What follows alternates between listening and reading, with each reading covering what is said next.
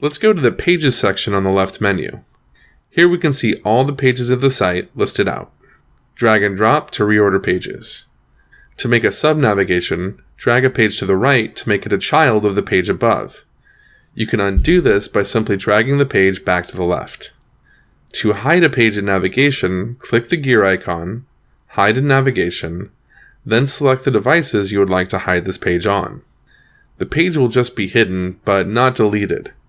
To completely delete a page, select the delete option from the gear menu. Please note the home page cannot be deleted or changed to a different page. From the gear menu, select SEO to add page SEO options, such as title, descriptions, or keywords. To add a new page, click the New Page button at the top of the Pages section. You can choose to add one of our pre-made page templates, link to an external URL, or just create a blank page.